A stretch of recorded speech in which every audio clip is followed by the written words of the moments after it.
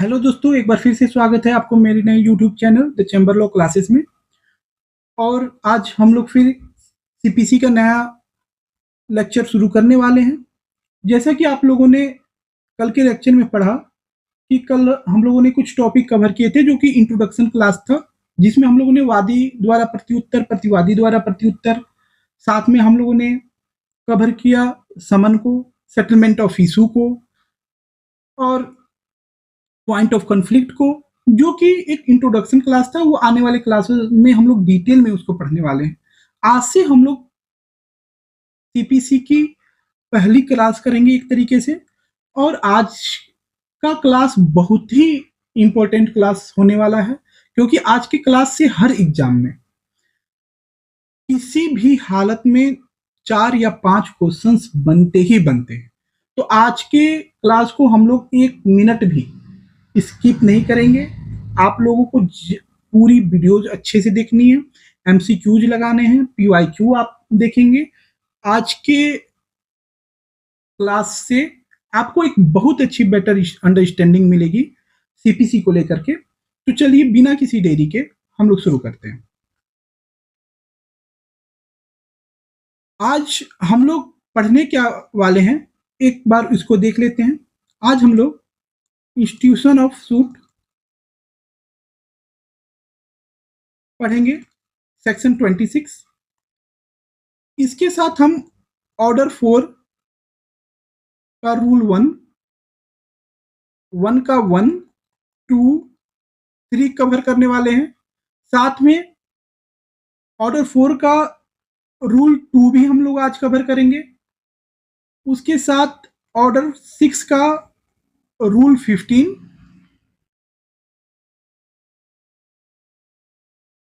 Order 19, साथ में हम लोग जूरिडिक्शन भी आज कंप्लीट करेंगे।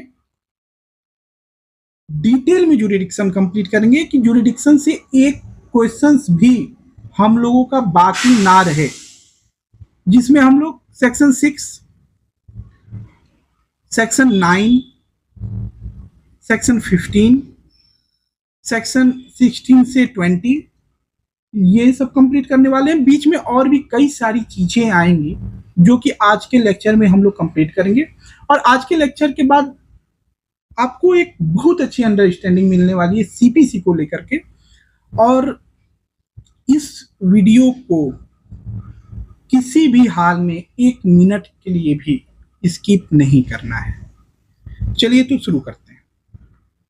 सबसे पहले हम लोग इंस्टीट्यूशन ऑफ सूट को बेयर एक्ट से एक बार पढ़ लेते हैं। देखिए, ये सेक्शन 26 है और सेक्शन 26 में लिखा हुआ है वादों का संस्थित किया जाना। इस पर लिखा हुआ है कि हर वाद पत्र को उपस्थित करके या ऐसे अन्य प्रकार से जैसा विहित किया जाए संस्थित किया जाएगा। दूसरा लिखा हुआ है सेक्शन 2 का, प्रत्येक वाद पत्र में शपथ पत्र द्वारा साबित किया जाएगा।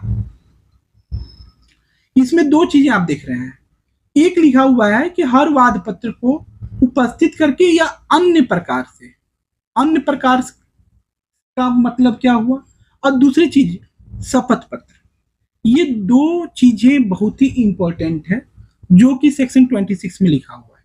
इसको चलिए एक बार हम लोग समझ लेते हैं। देखिए,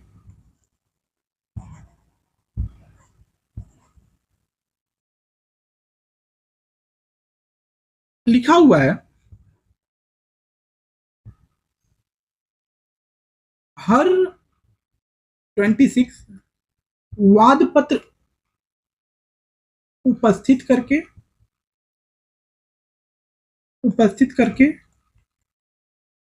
या अन्य प्रकार से। अन्य प्रकार से का मतलब क्या हुआ यहाँ पे? अन्य प्रकार से का मतलब हुआ, कभी कभी हम लोग सिर्फ प्लांट नहीं डालते हैं, कभी कभी हम लोग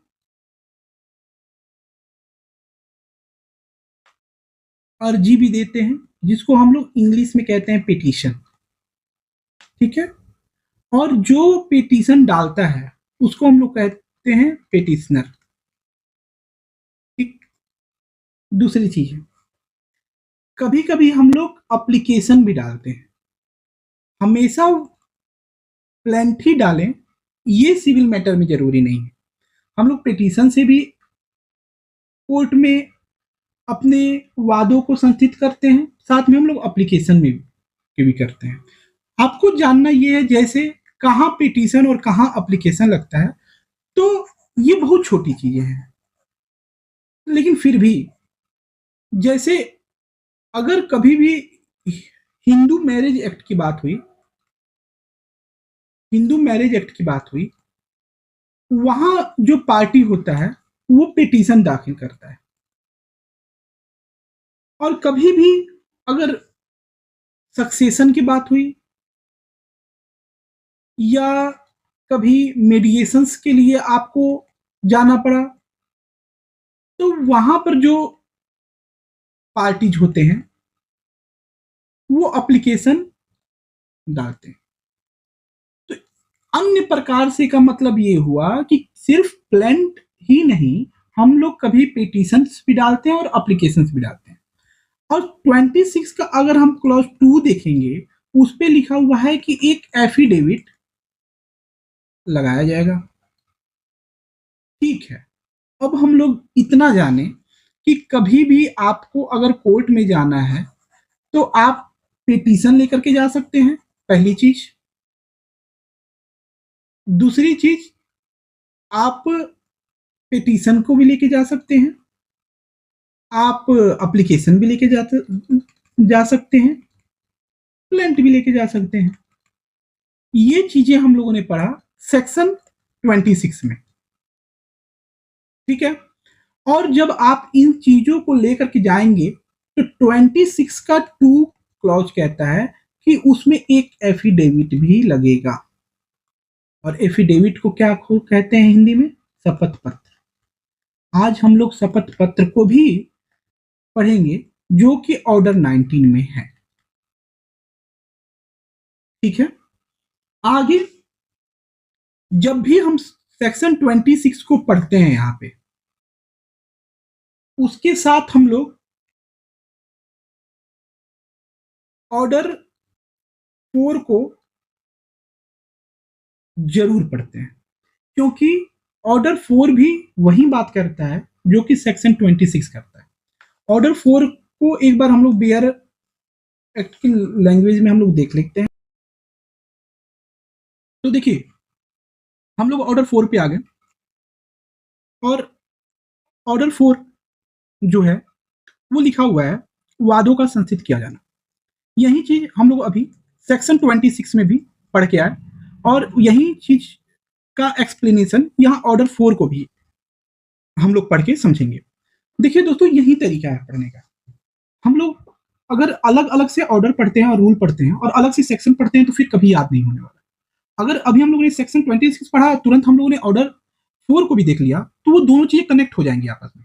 फिर आप वो दोनों आपस में लिख भी सकते हैं और दोनों को एक दूसरे से लिंक करके और आगे याद भी रख सकते हैं। लिखा क्या हुआ है कि वाद पत्र द्वारा वाद प्रारंभ हो रहा है। पहला क्या है? रूल 1 का 1 कि हर वाद न्यायालय को या उसके द्वारा इस निर्मित नियुक्त किसी अधिकारी को 2 प्रतियों में वाद पत्र उपस्थित करके संचित किया जाएगा। यानी कि जब भी आप कोई प्लेंट ले जाके कोर्ट में दाखिल करते हैं तो उसकी 2 फोटोकॉपी लगेगी। अगर हम रूल 1 के 2 को देखते हैं, उसमें लिखा हुआ है कि हर वाद पत्र आदेश 6 और आदेश 7, जो कि हम लोग आगे पढ़ेंगे कि ऑर्डर 6 और ऑर्डर 7 क्या है।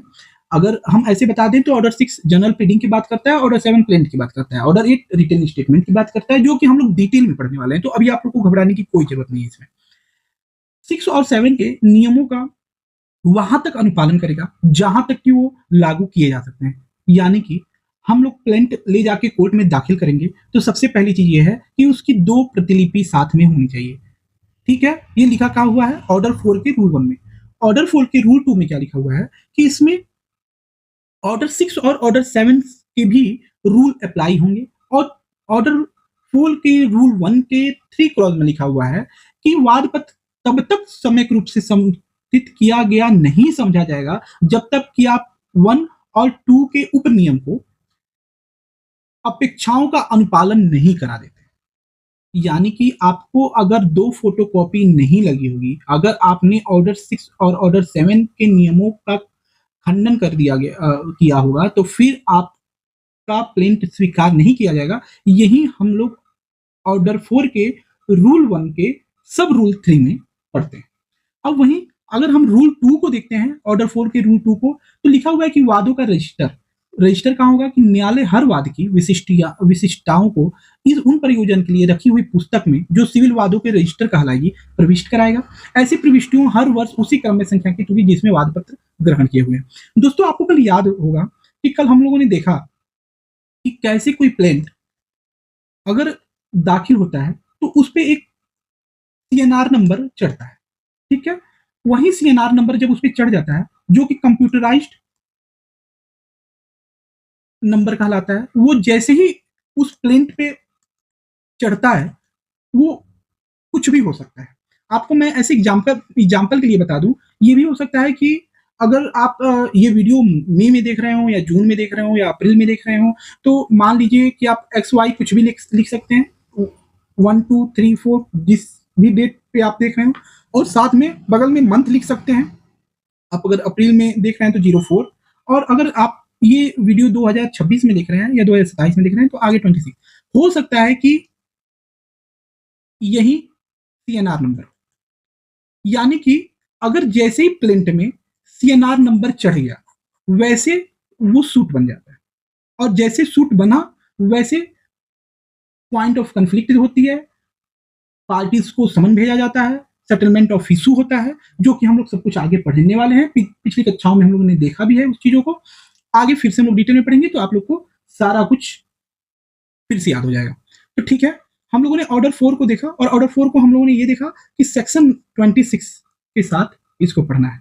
अब इसको एक बार हम लोग पीपीटी के माध्यम से देख लेते हैं, जो कि आप लोग को कभी नहीं भूलेगा। देखिए, यहां पे एक क्लर्क है, और क्लर्क को ये वकील साहब 2 फोटोकॉपी में प्रिंट ले जाके दे रहे हैं। 2 फोटोकॉपी में यही लिखा हुआ था, यही चीजें लिखी हुई थी ऑर्डर 4 के रूल 1 के सब रूल 1 में। ठीक है, आगे देखिए, इसमें लिखा हुआ है, आप अगर इसको ध्यान से पढ़ पाते हो तो, कि इसमें ऑर्डर 6 और ऑर्डर 7 को ये वकील साहब देख रहे हैं। ऑर्डर 6 और ऑर्डर 7 को वकील साहब देख रहे हैं। इसका मतलब ये हुआ कि वो ये देख रहे हैं कि जो वो प्रिंट दाखिल कर रहे हैं, क्या वो फॉलो कर रहा है ऑर्डर 6 और ऑर्डर 7 को। अगर वो फॉलो नहीं करेगा तो हम लोगों ने पढ़ा है ऑर्डर 4 के रूल 1 के सब रूल 3 में कि अगर ऑर्डर 6 और ऑर्डर 7 के नियमों का पालन किसी प्रिंट में नहीं होता है, और साथ में रूल 1 में हम लोगों ने पढ़ा कि अगर वो 2 प्रतिलिपियों में नहीं होता है तो उसको स्वीकार नहीं किया जाएगा। ये चीजें हम लोग पढ़े थे ऑर्डर 4 के रूल 1 के सब रूल 3 में। इतना तक हम लोग पढ़े थे, इसमें कोई कंफ्यूजन नहीं होनी चाहिए। ठीक है, एक बार आप इसको और अच्छे से देख लीजिए। देखिए, हम लोगों ने सेक्शन 26 पढ़ा है, और सेक्शन 26 में हम लोगों ने पढ़ा कि वादों का संस्थित किया जाना, इंस्टीट्यूशन ऑफ सूट। ठीक है, और 26 के हम लोगों ने 2 में पढ़ा कि उसके लिए एक एफिडेविट लगेगा। ठीक है, एफिडेविट को हम लोग पढ़ेंगे आज, ऑर्डर 19 में है। बस इतना हम लोग ने पढ़ा सेक्शन 26 में। जब हम लोगों ने ऑर्डर पढ़ा इंस्टीट्यूशन ऑफ सूट का, तो उसमें हम लोगों ने ये पढ़ा कि ऑर्डर 4 में रूल 1 है और रूल 2 है। ठीक है, और रूल 1 में सब रूल 1 है, 2 है और 3 है। सब रूल 1 में लिखा हुआ था कि उसको 2 फोटोकॉपी उसकी होनी चाहिए। सब रूल 2 में लिखा था कि ऑर्डर 6 और ऑर्डर 7 के नियमों का अनुपालन होना चाहिए। और ऑर्डर रूल 3 में हम लोगों ने पढ़ा कि अगर ऐसा नहीं होता है तो प्लेंट को स्वीकार नहीं किया जाएगा। ठीक है, रूल 2 को हम लोग पढ़े हैं, 2 को एक बार हम लोग फिर से देखते हैं। 2 में हम लोग लिखा हुआ है कि न्यायालय हर वाद की विशिष्टियों को इस प्रयोजन के लिए रखी हुई पुस्तक में, जो कि सिविल वादों का रजिस्टर कहलाएगी, प्रविष्ट कराएगा। यानी कि जैसे आप उस प्लेंट को देते हैं, वहां पर जो क्लर्क हैं वो उसको अपने रजिस्टर में नोट कर देंगे। ठीक है, ये हम लोग ऑर्डर 4 के रूल सेकंड में पढ़े हैं।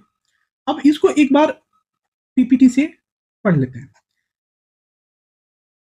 देखिए, ये जो है ये मना कर रहे हैं कि मैं प्लेंट नहीं लूंगा। मैं नहीं लूंगा क्यों?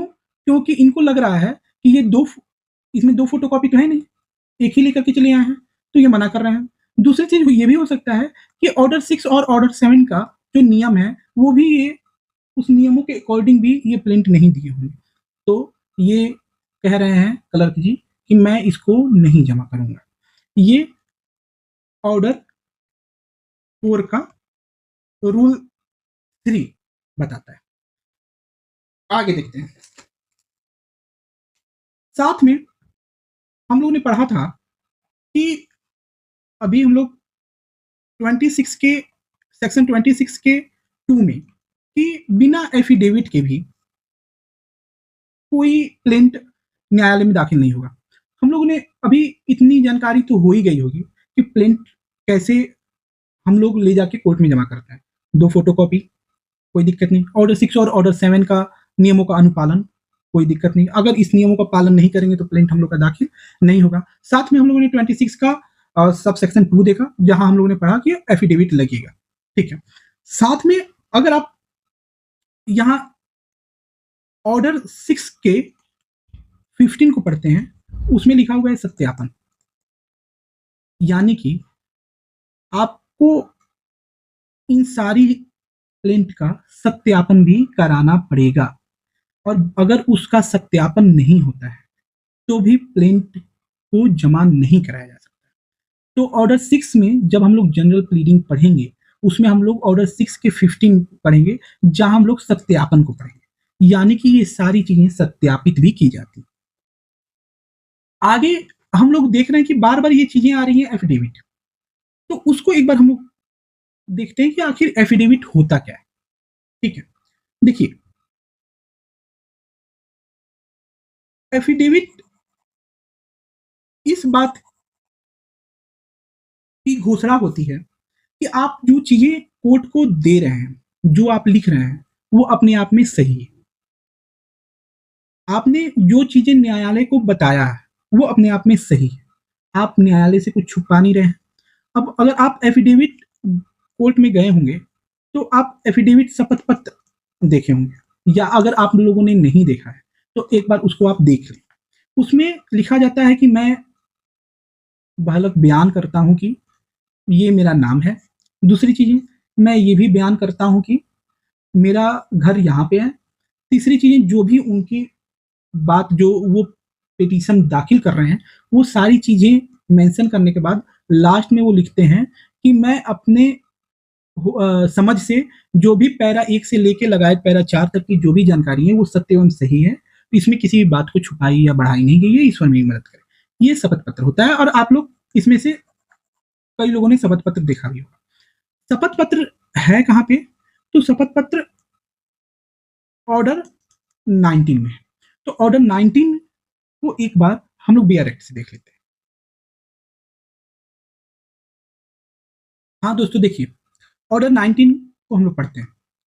ऑर्डर 19 में रूल 1 में लिखा हुआ है कि किसी भी बात के शपथ पत्र द्वारा साबित किए जाने के लिए आदेश देने की शक्ति।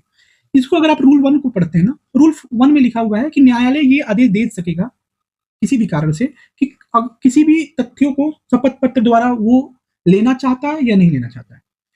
रूल 2 को अगर हम लोग देखते हैं, रूल 2 में, तो वो शपथ पत्र द्वारा किसी भी प्रति परीक्षा करने के लिए किसी भी साक्षी को उपस्थित करा सकता है, न्यायालय में बुला सकता है। ठीक है।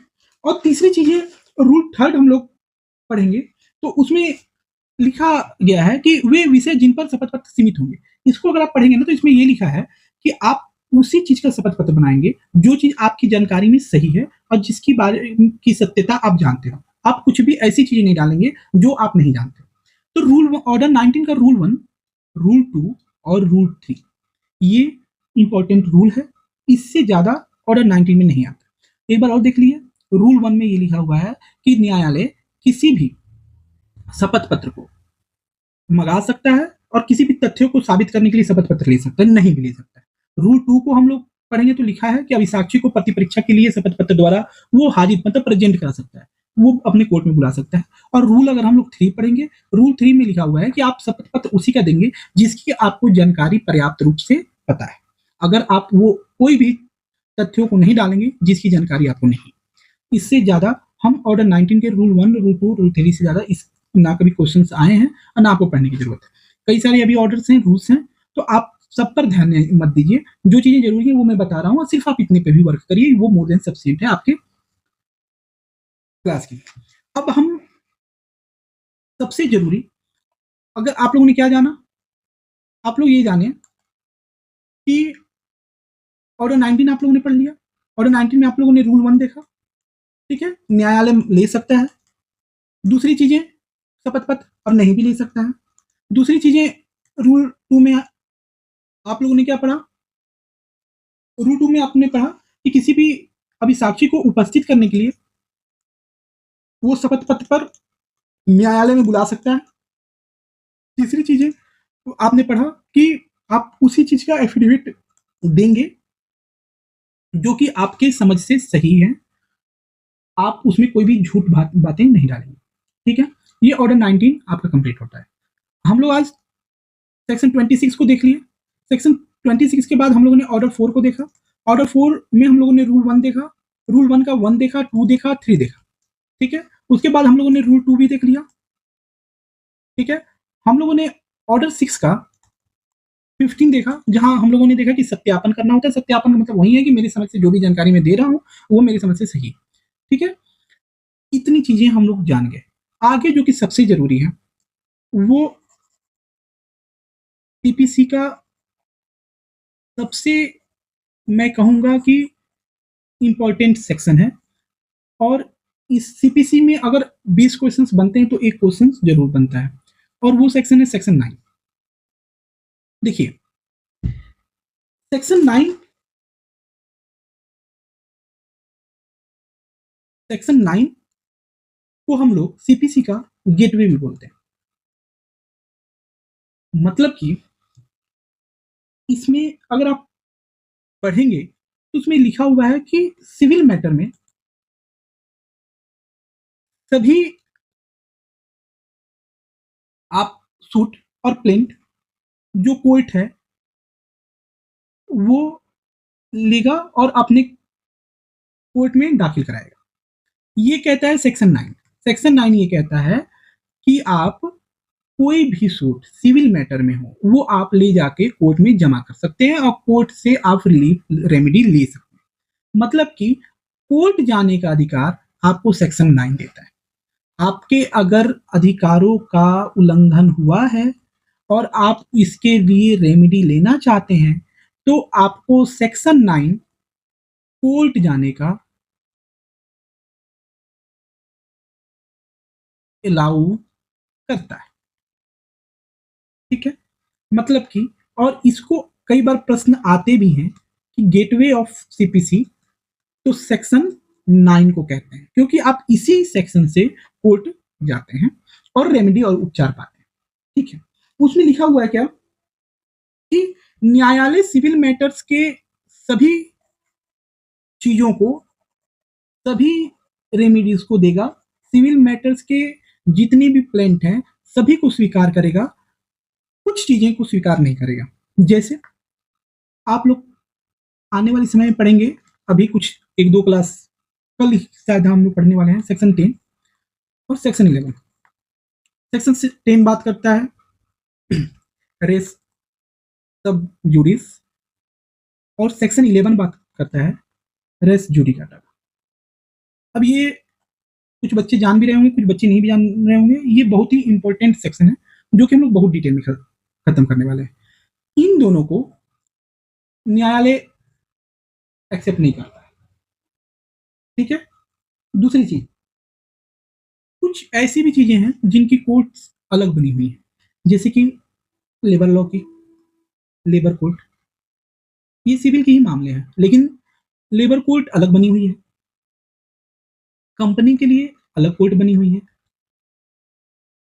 साथ में फैमिली के लिए अलग कोर्ट बनी हुई है। इनके कोर्ट्स अलग बने हुए हैं। तो जब इनके कोर्ट्स अलग बने हुए हैं तो ये अपने मामले खुद लेंगे, वहां सिविल कोर्ट ये मामले नहीं लेंगे, सिविल कोर्ट बाकी सारे मामले लेंगे। यही बातें सेक्शन 9 हम लोग को बताता है। चलिए हम लोग सेक्शन 9 को एक बार बेयर एक्ट से भी देख लेते हैं।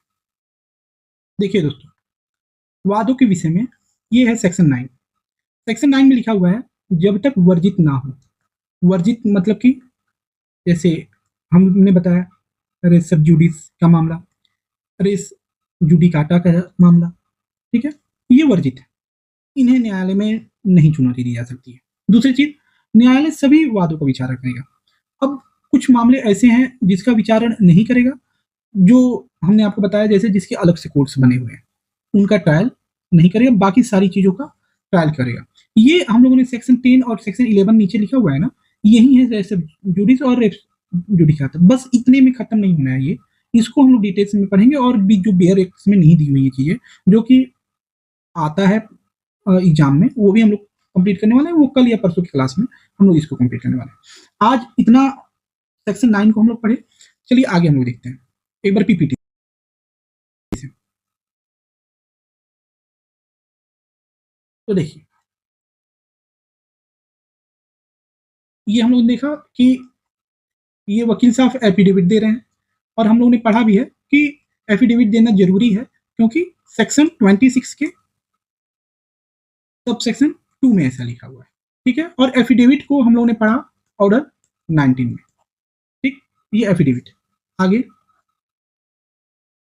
ये हम लोग ने देखा एक गेट है सीपीसी का सेक्शन 9 और ये आदमी अपने प्लेंट लेकर के अंदर जा रहा है, यानी कि अगर आपको किसी भी तरह की सिविल हार्म हुई है तो सिविल दोष में आप सेक्शन 9 में कोर्ट में जा सकते हैं। कोर्ट आपकी सारी प्लेंट स्वीकार करने के लिए बाध्य है, ठीक है। दूसरी चीज, अब हम लोग शुरू करने वाले हैं जुरिडिक्शन। जुरिडिक्शन जो कि बहुत इंपॉर्टेंट चैप्टर रहेगा। देखिए, जुरिडिक्शन को हम लोग अधिकारिता कहते हैं, अधिकारिता, ठीक है। मतलब कि न्यायालय के पास अधिकार क्षेत्र कितने हैं और क्या क्या अधिकार क्षेत्र है। अगर हम लोग टाइप्स ऑफ जुरिडिक्शन की बात करें ना, टाइप्स ऑफ जुरिडिक्शन, तो सीपीसी में there are 3 types of jurisdiction.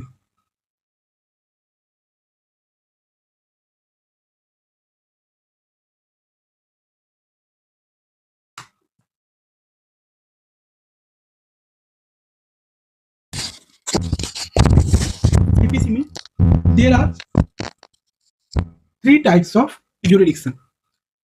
वो कौन कौन से हैं? पहला, चलिए हम लोग अच्छे से पढ़ते हैं।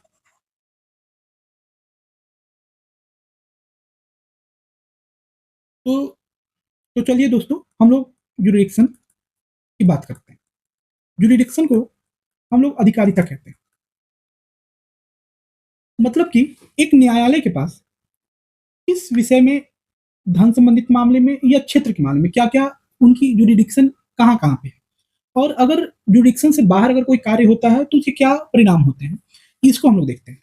तो जुरिडिक्शन को अगर हम लोग देखें ना तो there are three type of jurisdiction, ठीक है। एक है, देखिए, एक है सब्जेक्ट मैटर, कि वो कौन कौन से वस्तु विषय वस्तुएं कि वो उस पे उस केस को लेगा, उसकी क्या क्या जुरिडिक्शन है सब्जेक्ट मैटर को लेकर के, ये सब्जेक्ट मैटर है। दूसरी है पेक्यूनियरी, उनके धन संबंधित मामले में क्या क्या अधिकार है, किसी क्या अधिकार है। तीसरा टेरिटोरियल, उनके क्षेत्र कहां तक है। तो सब्जेक्ट मैटर हम लोगों ने अभी पढ़ा सेक्शन 9। सेक्शन 9 में हम लोगों ने जाना कि जो सेक्शन 9 है वो कहता है कि कोर्ट सभी मामलों को लेगा जो कि स्पष्ट रूप से या विवक्षित रूप से अगर वर्जित ना हो, सभी मामलों को कोर्ट ले सकता है। पेक्यूनियरी मतलब होता है धन संबंधित मामले, मतलब कि कौन सा न्यायालय कितनी रकम तक का वाद एक्सेप्ट करेगा और उस पर सुनवाई करेगा, ये पेक्यूनियरी जुरिडिक्शन की बात होती है। टेरिटोरियल जुरिडिक्शन होता है ना कि किसके क्षेत्र कहाँ कहाँ तक, इसको हम लोग आगे पढ़ेंगे। देखिए, सब्जेक्ट मैटर की जुरिडिक्शन सेक्शन 9 को हम लोग देख पढ़े हैं। पेक्यूनियरी हम लोग 6 और 15 को पढ़ेंगे, धन संबंधित मामले। और टेरिटोरियल हम लोग 16 से लेके 20 सेक्शंस हैं ये, और इतनी सेक्शंस कंप्लीट हो जाएंगी यार। देखिए, होता क्या है, सेक्शन 9 को हम लोगों ने जब पढ़ा तो उसमें लिखा कि जो सिविल कोर्ट्स है वो सभी तरह के सिविल मैटर्स को लेने के लिए बाध्य है, अगर वो स्पष्ट या विवक्षित रूप से अगर वर्जित ना हो तो जो कोर्ट है वो सभी मैटर को ले लेगा, ठीक है। अगर हम लोग बात करते हैं सेक्शन 6 का, तो सेक्शन 6 कहता है सीपीसी का कि प्रत्येक न्यायालय अपने धन संबंधित आधिकारिकता में ही वाद पर सुनवाई कर सकता है। यानी कि अगर एक, यहां ग्राफ बनाते हैं, अगर high court, district court, CGM court है, फिर सिविल जज के कोर्ट हैं सीनियर डिवीजन के, और सिविल जज के कोर्ट हैं जूनियर डिवीजन के।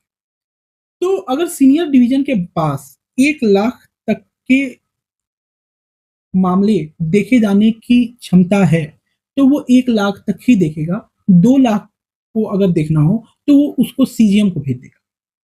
सीजीएम को अगर 10 लाख तक के देखने की क्षमता है तो सीजीएम 10 लाख तक ही देखेगा। अगर उससे बड़े मामले होंगे तो डिस्ट्रिक्ट कोर्ट को भेज देगा। सेक्शन 6 को अगर हम लोग पढ़ेंगे तो सेक्शन 6 सिर्फ इतना ही कहता है कि प्रत्येक न्यायालय अपने क्षेत्र के अंदर ही जो उनके धन संबंधित मामले हैं, जितने तक के उनके अधिकार हैं, उतने ही अधिकारों में मामले की सुनवाई करेगा, ठीक है। और आगे अगर हम लोग सेक्शन 15 देखते हैं, सेक्शन 15, तो सेक्शन 15 कहता है कि हर वाद उस न्यूनतम श्रेणी के न्यायालय में किया जाएगा जो सक्षम है। जैसे कि मान लीजिए आपका मामला 1 लाख का है, 1 लाख का है, ठीक है। और जो हाई कोर्ट है वो तो कितने तक के भी मामले दे सकते हैं, वो अनलिमिटेड है, ठीक है। मान लीजिए डिस्ट्रिक्ट कोर्ट देखता है 1 करोड़ तक का, सीजीएम साहब देखते हैं मान लीजिए 10 लाख, मान लीजिए जो सिविल जज सीनियर डिवीजन है वो देखते हैं 5 लाख, और जो जूनियर डिवीजन है वो देखते हैं 1 लाख। तो देखो, अगर आपके मामला 1 लाख तक का है तो आप किसी से भी दिखवा सकते हैं, लेकिन आप ये देखेंगे कि सबसे छोटा कोर्ट कौन है। तो यहाँ आप देखते हैं कि जो जूनियर डिवीजन का कोर्ट है वो सबसे छोटा है, तो आप शुरू कहाँ से करेंगे, यहाँ शुरू करें। आप ये नहीं है कि 1 लाख का मामला है और हाई कोर्ट अनलिमिटेड देख सकता है तो आप डायरेक्ट हाई कोर्ट में चलिए, नहीं, आपको सबसे छोटे से शुरू करना है। और सबसे छोटा ही आपको अगर सफिशिएंट है आपके मामलों को देखने के लिए तो वहीं आपके वाद की सुनवाई करेगा। ये हम लोग पढ़ते हैं सेक्शन 15 में। एक बार हम लोग सेक्शन 9 को तो हम लोगों ने देख लिया डायरेक्ट से, एक बार हम लोग सेक्शन 6 को और सेक्शन 15 को, दोनों को हम लोग डायरेक्ट में देख लेते हैं।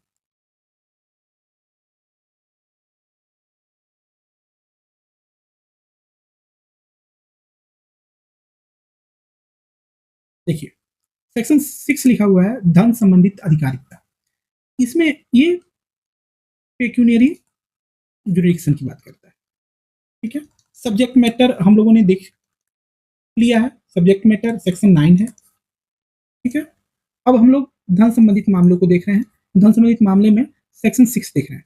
सेक्शन 6 लिखा हुआ है अभिव्यक्त रूप से जैसा उपबंधित है उसके सिवाय इसकी किसी बात का प्रभाव ऐसा होगा कि वह न्यायालय उन वादों पर अधिकारिता देते जिसकी रकम या जिनकी विषय वस्तु की मूल्य उसकी मामूली अधिकारिता के धन संबंधी सीमाओं से यदि कोई हो अधिक है।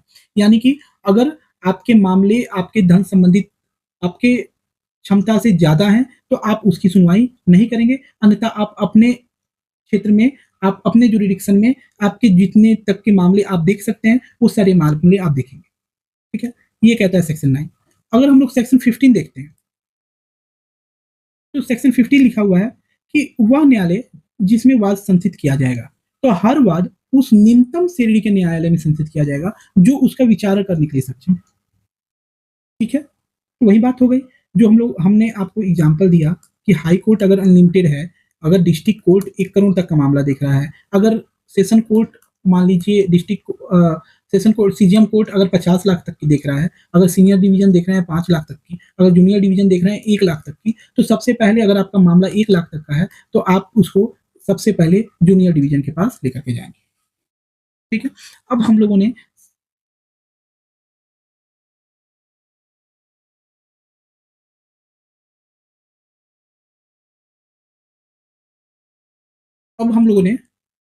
पढ़ लिया है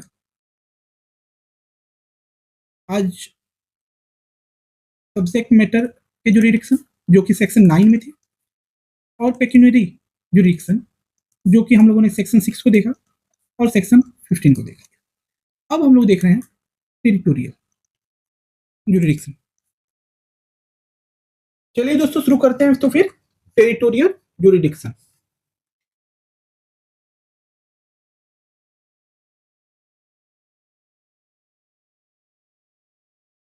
टेरिटोरियल जुरिडिक्शन को हम लोग सेक्शन 16 से लेके 20 तक पढ़ेंगे। तो इसको सबसे पहले हम लोग बियर एक्ट से देख लेते हैं।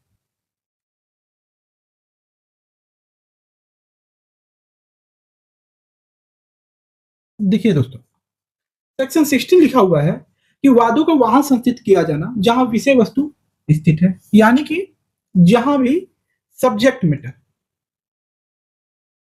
जहां सब्जेक्ट मैटर है वहां संचित किया जाएगा। साथ में इसमें क से लेके च तक यानी ए से लेके यफ तक कुछ चीजें लिखी हुई हैं। लिखा हुआ है कि भाटक या लाभों के सहित या रहित अस्थावर संपत्ति के प्रत्युद्धार के लिए। बी लिखा हुआ है अस्थावर संपत्ति के विभाजन के लिए। सी लिखा हुआ है अस्थावर संपत्ति के बंधक की या उस पर के भार की दशा में पूर्वबंध विक्रय या मोचन के लिए। डी है अस्थावर संपत्ति में के किसी अन्य अधिकार या हित के अवधारणा के लिए। ई है अस्थावर संपत्ति के प्रति किए गए दोष के लिए प्रतिकर के लिए। उसके बाद लिखा हुआ है कुर्की के बारे में, ए से लेके यफ तक। देखिए, अगर किसी भी तरह के आपके चार्जेज हों वो कहां पर हम लोग इंस्टीट्यूशन ऑफ सूट करेंगे। अगर कोई बंधक हो मॉर्टगेज हो वो हम लोग कहां पर जाकर के सूट करेंगे। उसके साथ साथ आपके कोई रॉन्ग हुआ है आपके किसी इमूवेबल प्रॉपर्टी पे, उस पे हम लोग कहां जाकर के इंस्टीट्यूशन ऑफ सूट करेंगे। सबसे यफ में लिखा हुआ है कि कोई भी अगर मूवेबल प्रॉपर्टी है उसके लिए हम लोग कहां पे जाएंगे। तो देखिए, आज हम लोग सेक्शन 16 को ए से एफ तक पहले पढ़ लेते हैं।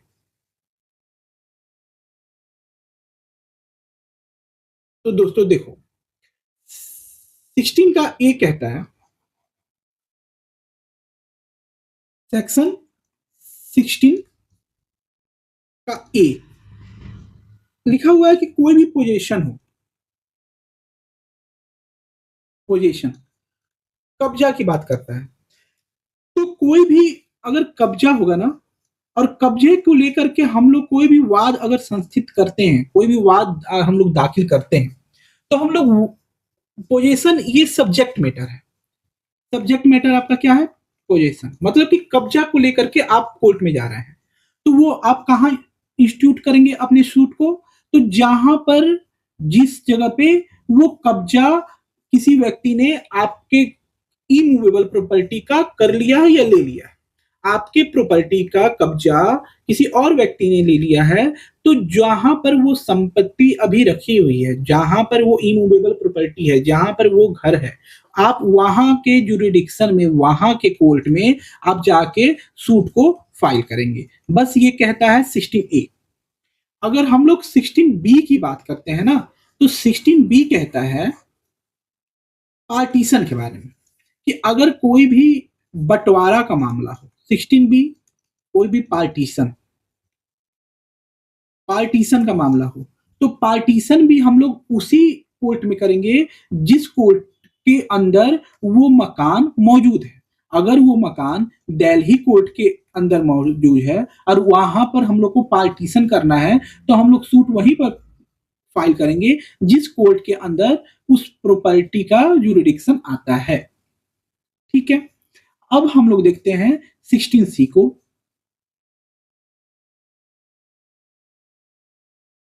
16C क्या कह रहा था? 16C कह रहा था फोरक्लोजर के बारे में, फोरक्लोजर के बारे में, साथ में सेल के बारे में। अगर कोई भी विवाद है, तो जहां पर सेम चीजें टीवी कहता है कि बेसिकली आपको बताया ना, 16 के ए से लेकर के एफ तक यही लिखा हुआ है कि जहां पर वो प्रॉपर्टी रखी हुई है और वो जिस भी कोर्ट के अंदर आती है, वो उसी कोर्ट में जा करके हम लोग वाद को फाइल करेंगे। ठीक है, लेकिन देखो, ए हम लोगों ने देखा कि पोजीशन का बात किया, ठीक है। बी हम लोगों ने देखा पार्टीशन की बात किया। सी हम लोग देखे सेल या रिडिम्पशन की बात करेगा। डी जो है ना, वो एनी अदर्स, कोई भी और राइट्स हो, एनी अदर राइट्स, उसकी बात करेगा डी। ई जो करेगा ना, वो बात करेगा कंपनसेशन की। कंपनसेशन, अगर कोई रॉन्ग हुई है आपकी प्रॉपर्टी को लेकर के, तो आप कहां पर जाकर के सूट को फाइल करोगे, वो बताता है ई। और एफ जो है, एफ बताता है मूवेबल प्रॉपर्टी, और इमूवेबल प्रॉपर्टी के लिए आप कहां पर जाकर के सूट को फाइल करोगे। तो इसको देखने से ये पता चलता है कि जो ए से लेकर के जो ए से लेकर के ई तक का मामला है, ई तक का, वो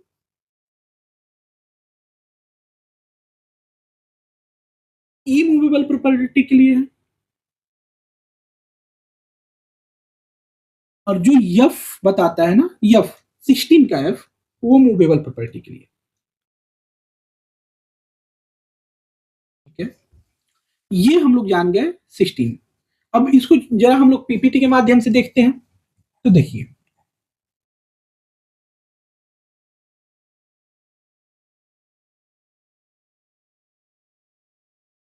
देखो, ये जो इमेज है, ये आपके पोजीशन की बात करता है, कब्जा की बात करता है। ये जो ओनर है, वो इस घर के वो कहीं जा रहे हैं, और ये एक आदमी है जो कि इस पर कब्जा लेना चाहता है। अगर ये लौट के आएंगे, ये कहीं बाहर गए और आए और देखे कि इस प्रॉपर्टी पे इस व्यक्ति ने कब्जा कर लिया है, तो ये व्यक्ति कहाँ जाएंगे? इसके लिए कोर्ट किस कोर्ट में जाएंगे? उस कोर्ट में जाएंगे जिस कोर्ट के अंतर्गत ये जो मकान उनका है वो आता है। ठीक है, ये बात करता है 16A। ठीक है, किसके बारे में? बंधक के बारे वो सॉरी पोजीशन के बारे में, कब्जा के बारे में। ठीक है, ये 16A बात करता है। अब देखिए, 16B बात करता है पार्टीशन के बारे में। देखिए, ये इस मकान को ये लोग पार्टीशन करना चाहते हैं, और अगर ये लोग सूट फाइल करेंगे पार्टीशन के लिए अपने मकान की, तो ये उस कोर्ट में जाएंगे जिस कोर्ट के अंतर्गत ये प्रॉपर्टी आती है। सिंपल सी बात है, इसमें कुछ भी दिमाग नहीं लगाना है। ये आप लोग जानते हैं कि आप जिस जुरिडिक्शन के अंतर्गत आपकी प्रॉपर्टी है, आप वहीं पर जाएंगे और सूट फाइल करेंगे। ठीक है, ये बात करता है 16B, जो कि बात करता है पार्टीशन के बारे में। ठीक है, अब हम लोग बात करेंगे कोई भी कंपनसेशन हो या रॉन्ग हो। तो देखो,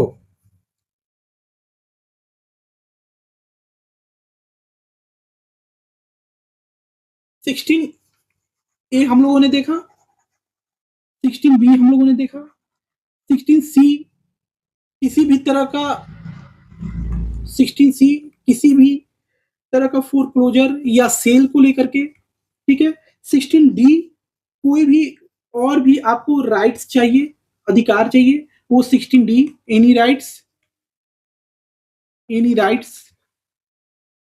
ठीक है, उसके बाद हम लोग बात करेंगे कंपेंसेशन की। अगर कोई रॉन्ग हुआ है आपके प्रॉपर्टी में, वो 16E की बात। ठीक है, कोई भी कंपेंसेशन चाहिए,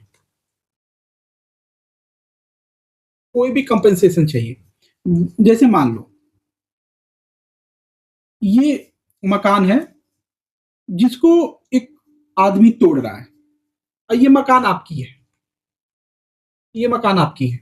अब इस व्यक्ति ने आकर के इस मकान को तोड़ दिया, तोड़ दिया तो आप जाओगे किस कोर्ट में जाओगे? जिस कोर्ट के अंदर ये, जिस जुरिडिक्शन के अंदर ये आपकी प्रॉपर्टी आती है।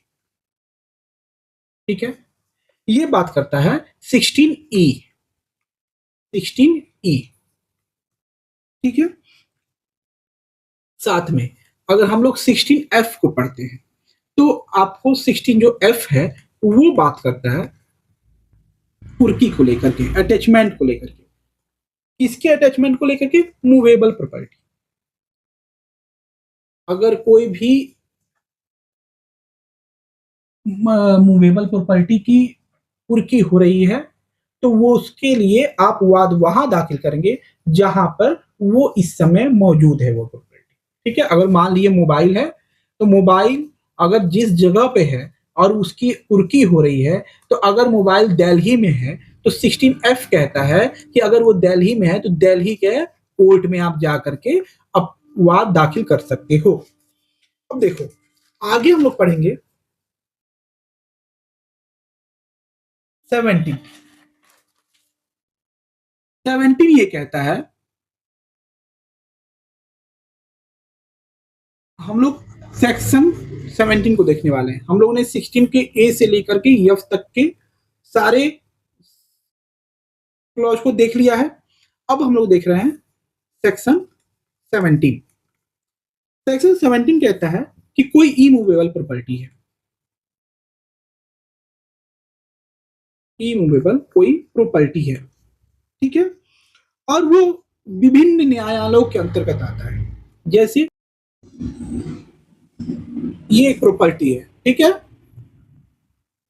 और ये यहां और एक बना देते हैं ये यहां। ठीक है, इसका ये दो कोर्ट के अंतर्गत ये आता है। इस प्रॉपर्टी के आधा हिस्सा मान लीजिए आता है हरियाणा, और आधा हिस्सा जो है वो आता है दिल्ली। ठीक है, अब और ये है आपका प्रॉपर्टी। ठीक है, ये दो कोर्ट के अंतर्गत इस जुरिडिक्शन इस प्रॉपर्टी को लेकर के आता है, और आपको ये देखना है कि हम किस कोर्ट में जाकर के अपने वाद को दाखिल करेंगे। तो किस कोर्ट में जाएंगे? आप किसी भी न्यायालय में जा सकते हैं, किसी भी न्यायालय में आप जा सकते हैं। 17 सिर्फ इतना कहता है कोई इमूवेबल प्रॉपर्टी है और वो अलग अलग कोर्ट के जुरिडिक्शन के अंतर्गत आता है, तो आप उस किसी भी कोर्ट में जाकर के आप उसके लिए अपने वाद को, अपने सूट को फाइल कर सकते हैं। ठीक है, अब हम लोग देखते हैं 18। सेक्शन 17 को आप लोग पीपीटी से देख लीजिए जरा।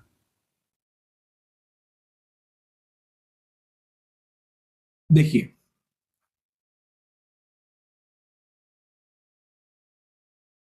ये देखिए, आधा हिस्सा जो है, आधा हिस्सा वो आ रहा है, ये अलग, ये घर है, ये आ रहा है मान लीजिए हरियाणा में, और ये आ रहा है मान लीजिए दिल्ली में। तो आप हरियाणा वाले कोर्ट में भी जा सकते हैं, आप दिल्ली वाले कोर्ट में भी जा सकते हैं और रिलीफ ले सकते हैं। ठीक है, ये 17 कहता है। 18 क्या कहता है?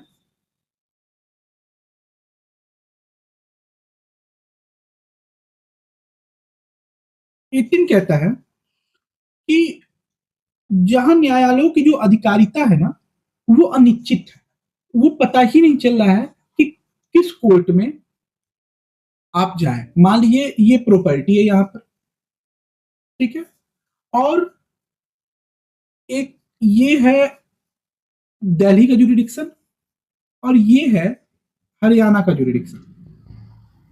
ठीक है, अब दिल्ली वाला यहां आकर के समाप्त हो गया, उसका एरिया यहां तक ही है दिल्ली वाले का, और हरियाणा वाला का एरिया यहां तक है। आप यहां खड़े हैं और आप सोच रहे हैं कि मैं कहां जाऊं, इस वाले में चला जाऊं या इस वाले में चला जाऊं। ठीक है, तो देखो यहां भी आप किसी भी न्यायालय में जा सकते हो, किसी भी न्यायालय में जा सकते हो। ये कहता है सेक्शन 18। सेक्शन 18 कहता है कि अगर ऐसा कोई कंडीशन है जहां आपको नहीं पता कि आपकी प्रॉपर्टी किस जुरिडिक्शन के अंतर्गत, किस कोर्ट के अंतर्गत आता है, आप अगर सद्भावना पूर्वक जिस भी जुरिडिक्शन में चले गए अगल बगल में, आपको रिलीफ मिलेगी, आपकी सुनवाई की जाएगी। ये हम लोग सिंपल से सेक्शन 18 यही बात करती है। सेक्शन 19 जो है, देखो सेक्शन हम लोगों ने पढ़ा 17, सेक्शन हम लोगों ने देखा 18। ये दोनों जो सेक्शन था ना, वो दोनों सेक्शन बात करता था इमूवेबल प्रॉपर्टी के लिए। ठीक है, लेकिन जब हम लोग सेक्शन 19 पढ़ेंगे ना, वो बात करता है मूवेबल प्रॉपर्टी, जंगम संपत्ति कहते हैं, और शरीर के को लेकर के, शरीर या मूवेबल प्रॉपर्टी को लेकर के बात करते हैं। अगर इस मामले में आपको किस जुरिडिक्शन के अंदर जाना चाहिए, इसकी बात करता है सेक्शन 19। सेक्शन 19 ये बात करता है कि ऐसा जब कंडीशन हो तो आप कहां जाएंगे। आप देखो, आप वहां जाओगे जहां कॉज ऑफ एक्शन हो, जहां वाद हेतु उत्पन्न हुआ हो, जहां पर वो घटना घटी हो आपके शरीर को लेकर के, या जो भी मूवेबल प्रॉपर्टी है। ठीक है, आपकी कोई ऐसी संपत्ति है जो मूव कर रही है, तो आप उस कोर्ट में जाओगे जिस कोर्ट के अंतर्गत उस प्रॉपर्टी के साथ कोई हार्म हुआ है। ठीक है, या आप वहां जाओगे जहां की प्रतिवादी निवास करता है, डिफेंडेंट जहां निवास करता है, आप वहां भी जा सकते हो। साथ में वहां जाओगे जहां प्रतिवादी कारोबार करता है, और साथ में आप वहां भी जा सकते हो जहां प्रतिवादी कोई भी अन्य कार्य कर रहा है। ठीक है, ये कहता है सेक्शन 19। अब हम लोग सेक्शन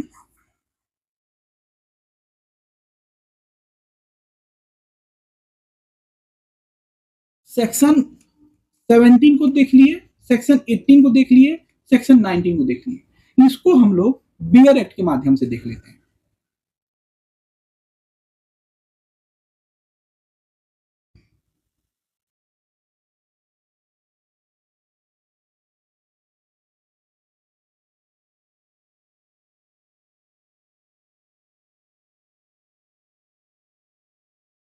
देखो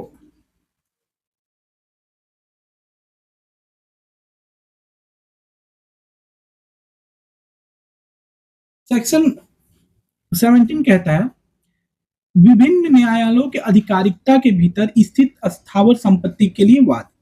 ठीक है, जहां वाद विभिन्न न्यायालयों की अधिकारिता के भीतर स्थित संपत्ति के संबंध में अनुतोष की या ऐसी संपत्ति के लिए किए गए दोष के लिए प्रतिकर की अभिप्राप्ति के लिए है, वहां वो वाद किसी भी न्यायालय में संस्थित की जा सकती है।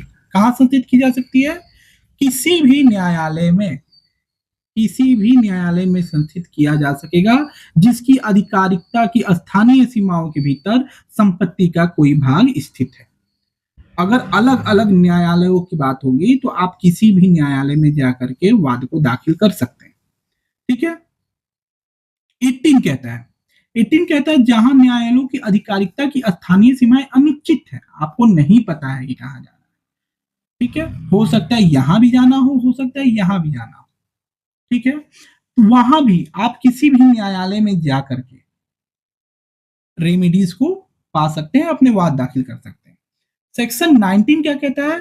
कि सेक्शन 19 कहता है शरीर या जंगम संपत्ति के किए गए, शरीर या जंगम संपत्ति के किए गए दोषों के लिए प्रतिकर के लिए दंड। अगर कोई मूवेबल प्रॉपर्टी है या कोई आपके फिजिकली हार्म है, वहां पर जहां वाद शरीर या जंगम संपत्ति के प्रति किए गए दोष के लिए प्रतिकर के लिए है, वहां यदि दोष का एक न्यायालय की आधिकारिकता की स्थानीय सीमाओं के भीतर किया गया या प्रतिवादी किसी अन्य न्यायालय की आधिकारिकता की स्थानीय सीमाओं के भीतर निवास करता है या कारोबार करता है या अभिलाभ के लिए स्वयं काम करता है, तो वादवादी के विकल्प के उक्त न्यायालयों में से किसी भी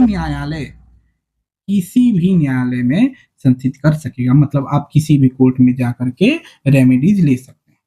ये बात करता है सेक्शन 19। अब हम लोग बात करते हैं, एक इसका इलस्ट्रेशन हम लोग देख लेते हैं कि लिखा हुआ है कि दिल्ली में निवास करने वाला क कलकत्ते में ख को पीटता है। तो ख कलकत्ते में या दिल्ली में, मतलब कि क्या समझ में आया कि किसी भी न्यायालय में क पर वाद ला सकेगा। बस ये हम लोग सेक्शन 19 कंप्लीट हो गया। अब हम लोग सेक्शन 20 की बात करते हैं। देखिए सेक्शन 20 में 3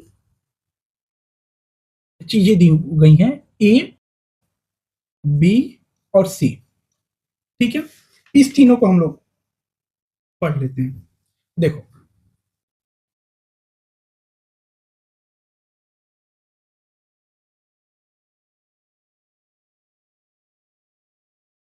ट्वेंटी का जो ए कहता है,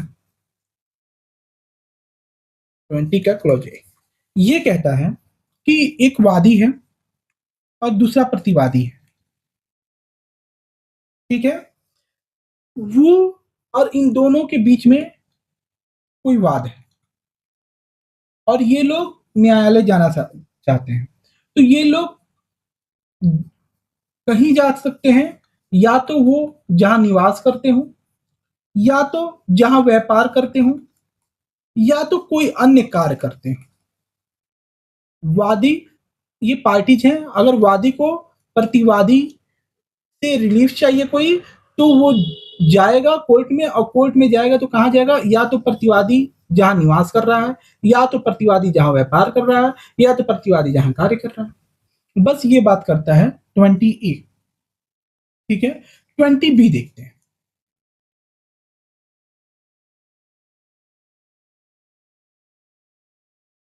20B कहता है कि मान लीजिए 2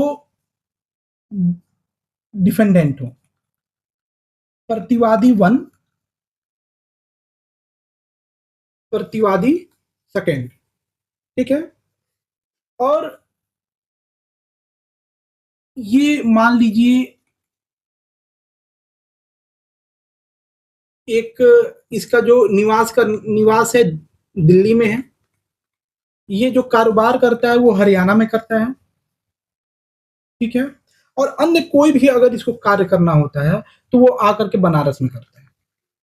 ठीक है, प्रतिवादी की अगर बात करें तो प्रतिवादी लखनऊ में निवास करता है। ठीक है, उसका कारोबार मान लीजिए मुंबई में है, और अन्य कोई भी अगर उसको कार्य अगर है, कोई भी कार्य है, तो वो जाकर के पटना में करता है। अब वादी को केस करनी है इन लोगों के ऊपर, सूट फाइल करनी है, तो देखिए उसको पता नहीं है कि वो दिल्ली जाए, हरियाणा जाए, बनारस जाए, ठीक है, वो लखनऊ जाए या मुंबई जाए या पटना जाए। और देखिए अगर एक प्रतिवादी होते तब तो वो तीनों में से किसी जगह चला जाता, लेकिन प्रतिवादी दो है, अब वो कहाँ जाएगा? ठीक है, तब 20 बी इसका उत्तर हमें देगा। 20 बी ये कहता है कि वो वहां जाएगा जहां ये दोनों डिफेंडेंट राजी हो जाते हैं। ठीक है, जहां वो दोनों डिफेंडेंट राजी हो जाते हैं कि चलो भाई ऐसा है कि लखनऊ में लड़ते हैं केस। तो अगर लखनऊ में वो दोनों केस के लिए राजी होंगे तो वादी जा करके वहां पर केस फाइल कर देगा, या वो लिखा गया है दूसरी तरफ कि जहां न्यायालय उचित समझे, वो न्यायालय से परमिशन लेगा जो वादी है और कहेगा कि मैं इन लोगों के खिलाफ केस फाइल करना चाहता हूं, तो मैं कहां जाऊं? तो न्यायालय कहेगा कि जाओ, तुमको अगर लखनऊ जाना है तो तुम जाओ, लखनऊ में मैं इजाजत देता हूं कि तुम दोनों लोगों के खिलाफ केस फाइल कर सकते हो। सिर्फ इतनी सी बात हम लोग देखते हैं 20 बी में। ठीक है, और 20 सी बस कहता है, 20 सी कहता है कि आप वहां पर केस फाइल कर सकते हैं जहां 20 सी कहता है आप वहां पर केस फाइल कर सकते हैं जहां पर कॉज ऑफ एक्शन हुआ हो, वाद हेतु हुआ हो। ठीक है, जहां आपके अधिकारों का उल्लंघन हुआ, उल्लंघन हुआ, ये हम लोग बात करते हैं 20 सी का। ठीक है, अब देखिए अगर आप 20 का एक्सप्लेनेशन पढ़ते हैं ना, 20 का अगर आप लोग एक्सप्लेनेशन देखते हैं, 20 का एक्सप्लेनेशन, 20 का एक्सप्लेनेशन, एक्सप्लेनेशन 20 का एक्सप्लेनेशन क्या कहता है? मान लीजिए एक कंपनी है, ये हो गई कंपनी और ये मेन ब्रांच। ठीक है, ये क्या कौन सा है? मेन ब्रांच है। मान लो मेन ब्रांच जो है वो मुंबई में है। ठीक है, और आप हुए कंपनी के वर्कर और कंपनी के कई सारे और भी ब्रांचेस हैं। ठीक है, मान लीजिए एक ब्रांच दिल्ली में है, दूसरा यूपी में है, तीसरा बिहार में है। ठीक है, उसके बाद मान लीजिए एक केरला में है। ठीक है, एक मान लो जम्मू कश्मीर में है। तो ऐसा नहीं है कि आप किसी भी जाकर के किसी भी ब्रांच में जाकर के और आप फाइल सूट फाइल कर दोगे। आपको या तो मेन ब्रांच में आना है, मेन ब्रांच के जुरिडिक्शन में, ये मुंबई है तो मुंबई कोर्ट में आना है, या आप जहां के वर्कर हो, मान लो आप बिहार में वर्कर हो तो बिहार के मतलब बिहार के वर्कर हो और आपके जो अधिकारों का उल्लंघन हुआ है, जो कॉज ऑफ एक्शन हुआ है वो बिहार में हुआ है, तो या तो आप बिहार में करो या तो आप मेन ब्रांच के जुरिडिक्शन में करो। अब 20 का एक्सप्लेनेशन यही कहता है कि अब ऐसा नहीं है कि आप यहां भी नहीं किए, आप यहां भी नहीं किए, आप चले गए दिल्ली करके आ गए, ऐसा नहीं हो सकता है। यही बात करता है 20 का एक्सप्लेनेशन। अब देखो, अब हम लोग बात करेंगे 21, और 21 बात करता है ऑब्जेक्शन की। आप ऑब्जेक्शन कब उठा सकते हैं? ठीक है, या जो डिफेंडेंट है वो ऑब्जेक्शन कब उठा सकता है? तो 21 में हम लोग एक 21(1) देखेंगे, 21(2) देखेंगे और 21(3) देखेंगे। तो जो 21(1) है ना, वो बात करता है टेरिटोरियल जुरिडिक्शन की, टेरिटोरियल जुरिडिक्शन की। देखिए इससे आसान तरीके से कहीं भी आप नहीं पढ़ पाएंगे। आप इस लेक्चर को एक बार देखिए और बार बार देखते जाइए, और 10, 12, 15 वीडियोज में कंप्लीट हो जाएगा लेक्चर। उसके बाद आपको लगेगा ना कि आपका सारा सेक्शन, ऑर्डर, रूल्स कंप्लीट है। इससे आसान चीजों में पीपीटी में, यहाँ मैं आपको पीडीएफ भी पढ़ा दे रहा हूँ, पीपीटी से भी दिखा दे रहा हूँ, समझा भी दे रहा हूँ। आपको कोई जरूरत नहीं है इधर उधर भटकने की। 21(1) है ना, वो सबसे पहले 21 है, वो ऑब्जेक्शन की बात करता है। ठीक है, अगर आपको कोई ऑब्जेक्शन रेज कराना है तो वो 21 बात करेगा। और 21 में कितने सब सेक्शन है? 21(1), 21(2) और 21(3). तो बस इतना जानिए, जो 21(1) है वो टेरिटोरियल जुरिडिक्शन की बात करता है। ठीक है, क्षेत्र के बारे में अगर कोई आपके जुरिडिक्शन है, अधिकारिता है, उसकी बारे में बात करता है। 21(2) जो है ना, वो बात करता है पेक्यूनरी जुरिडिक्शन की। धन संबंधित कोई मामले हैं, उसके लिए आप ऑब्जेक्शन कहाँ करेंगे। और जो 21(3) है वो एग्जीक्यूटिंग जुरिडिक्शन की बात करता है। ठीक है, एग्जीक्यूटिंग का मतलब क्या हुआ? जो भी न्यायालय निष्पादन करवा रहा है, किसी भी न्यायालय का अगर कोई भी एग्जीक्यूशन कराना हो तो उसको एक न्यायालय एग्जीक्यूट कराता है। तो अगर आपको वहां पर जाकर के और किसी भी तरह के ऑब्जेक्शन को रेज करना है तो आप कैसे और कहां करेंगे, यही बात करता है 21 का 3। तो क्या बात करता है, आपको कब ऑब्जेक्शन रेज कराना है? तो देखो, तीनों का आंसर सेम है। आपको टाइमलाइन हमने पहले क्लास में कराया था, छोटे से एग्जांपल में फिर से वो टाइमलाइन याद करा देते हैं। देखो, मान लो सबसे पहले आप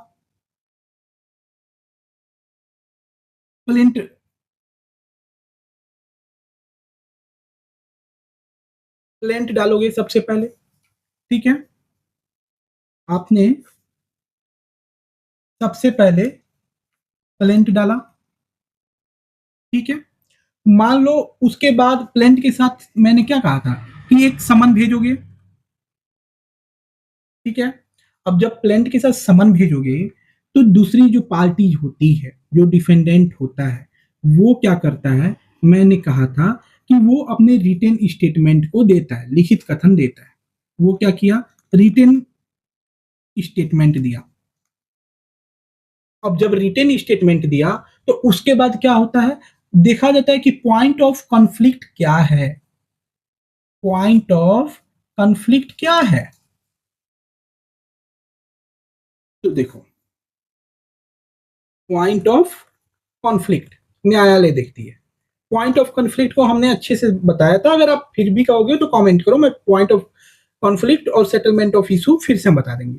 और जैसे पॉइंट ऑफ कॉन्फ्लिक्ट को, वो पॉइंट ऑफ कॉन्फ्लिक्ट वो डिसाइड हो जाता है, उसके बाद न्यायालय क्या करती है? उसके बाद न्यायालय सेटलमेंट ऑफ इशू करती है। उसके बाद न्यायालय सेटलमेंट ऑफ इशू करती है।